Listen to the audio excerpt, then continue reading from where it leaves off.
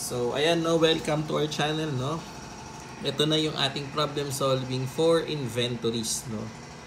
Okay, so recap muna tayo ng ating inventory cost no. Di ba sa ating inventory cost, ang kailangan kasama sa mismong inventory cost is yung tinatawag nating purchase price. Okay? Purchase price. Okay?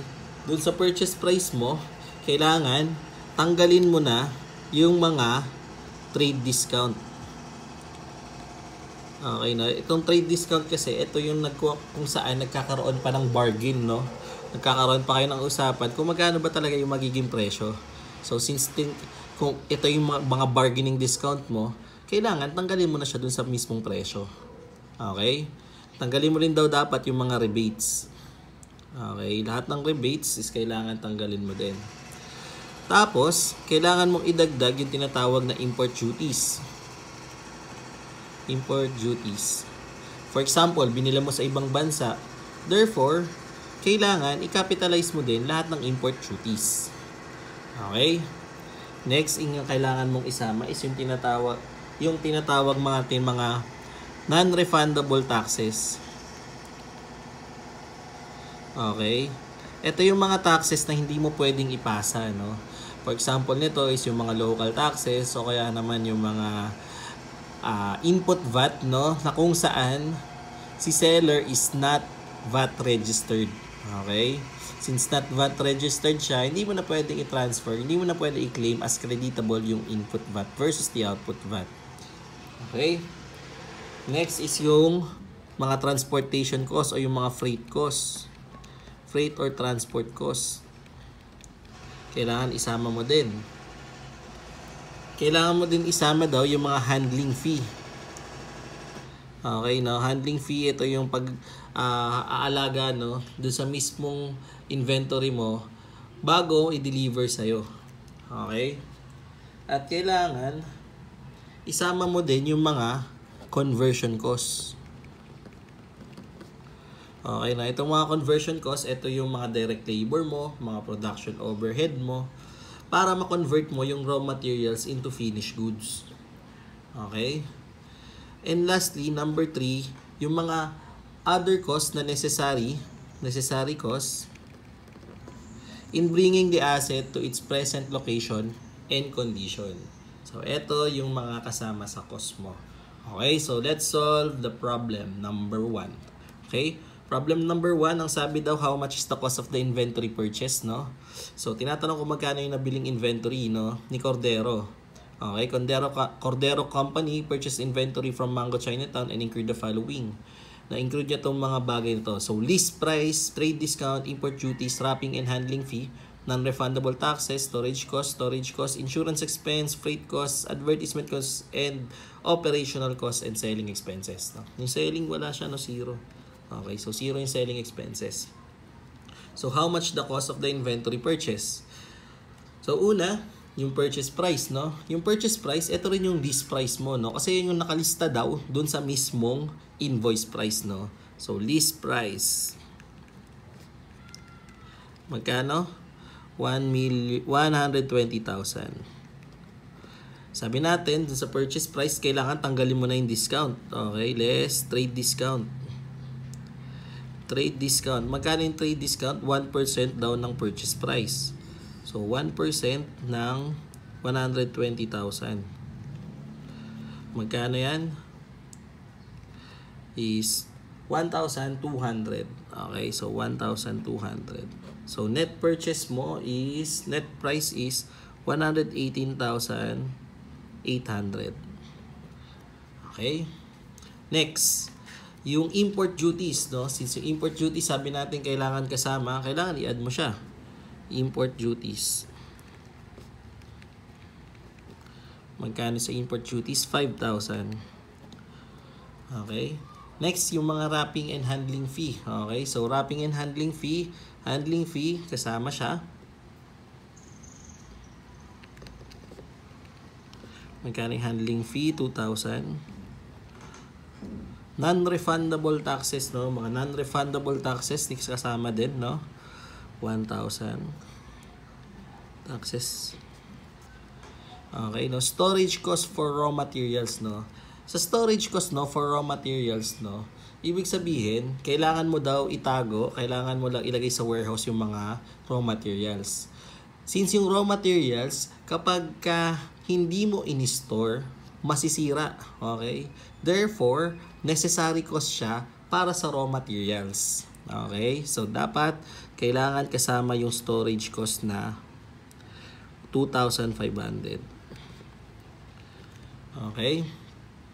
Next, storage cost for finished products, no? So, yung finished products naman yung masisira. Ngayon, ang question, necessary ba siya? The answer is no, no? Hindi siya necessary, no? But rather, in case na hindi ka mag-store, magkakaroon ka ng loss dun sa mismong finished product. Okay? Dun sa mismong finished product. Yun nga lang, yung loss na yon is management loss. Therefore, related siya sa selling and administrative. Since related siya sa selling and administrative, hindi siya necessary cost. So, therefore, hindi kasama itong 3.5. Okay, next. Insurance expense necessary for bringing the asset, no? Generally, no, insurance expense is unnecessary cost, no? Pero since a problem, necessary daw siya nung binili yung asset. Therefore, kailangan isama mo siya sa capitalization. Insurance. 6,000. Freight cost, no? Ibig sabihin yung transportation, binayaran ni buyer. Since binayaran ni buyer, kailangan i-capitalize mo. Freight na 10,000. Advertisement cost, no? Advertisement cost, wala naman dito kasi related siya sa administrative purposes. So, therefore, expense outright. Operational cost, wala rin siya dito. Since operational cost yan, expense din yan. Mga operating expenses. So, selling expense, 0. So, total, no? So, ibig sabihin, wala na. So, ang total purchase mo is 118,800 plus 5,000 plus 2,000 plus 1,000 plus 2,500 plus 6,000 plus 10,000. The answer is 145,300.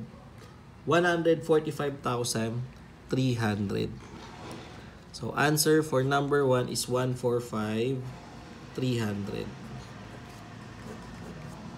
Okay. Problem number 2. Okay, so problem number 2, no?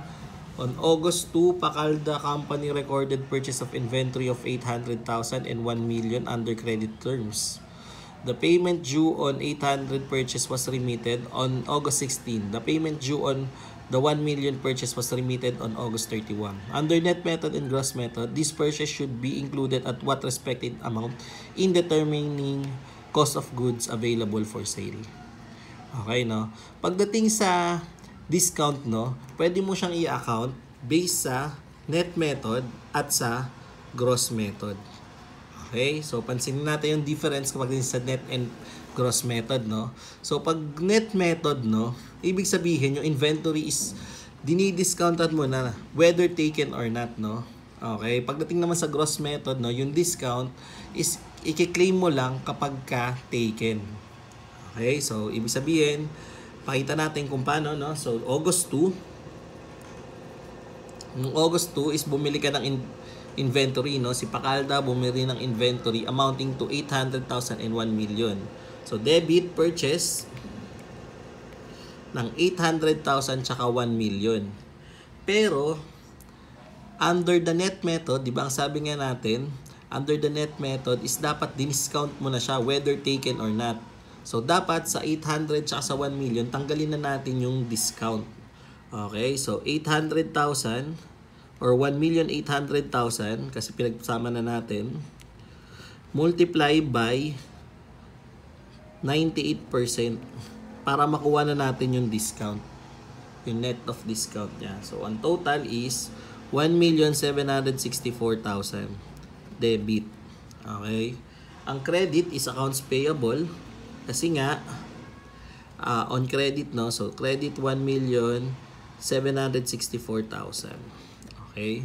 Pagdating sa gross method, no? Sa gross method, hindi natin tina-take account sa initial yung mismong discount. So, debit purchase, credit accounts payable, amounting to 1,800,000. Okay? Next, August 16. Okay, so August 16, nagkaroon ng payment dun sa 800,000. So since nagkaroon ng payment dun sa 800,000 at pasok siya sa discount, kasi ang credit terms is 2/15 net of 30. Ibig sabihin, 2% daw within 15 days. Tapos, due on 30 days. So, dapat bayaran mo na daw siya ng 30 days. Pero kapag nagbayad ka ng 15 days, within 15 days, merong discount na 2%. Since yung August 16 is pasok, August 2 to August 16 is 14 days, pasok siya sa discount. Therefore, na-claim niya yung discount. Okay?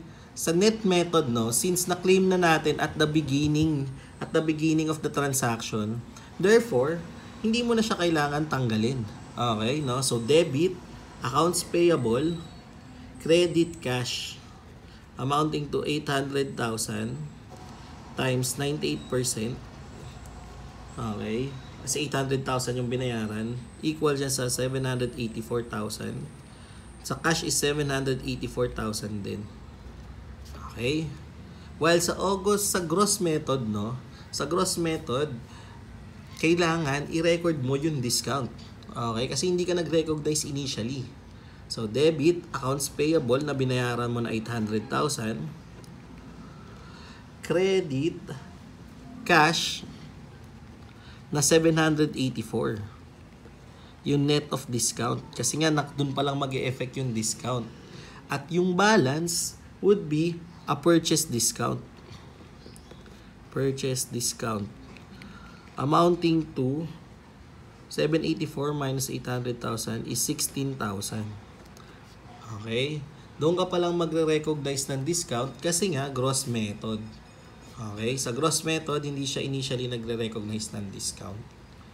Next natin is yung August 31 na payment, no? Sa August 31. So, August 31. Dun sa August 31, nagkaroon daw ng payment sa 1 million naman, okay? Sa 1 million naman, nagkaroon ng payment. Okay, so, sa net method, no? Since nag-discount ka na, August 31, hindi na applicable yung 2% na discount. So, ibig sabihin, kailangan ibalik mo yung na mismong payment. Okay? Kasi dapat ang babayaran mo is buo. Okay? So, debit, accounts payable na 980,000, yung 107.64 minus 784 kasi nagbayad ka ng nakaraan. So, ang balance mo na lang dyan is 980,000. Okay. Credit, cash. Okay. Ang binayaran mo is yung buo na 1 million.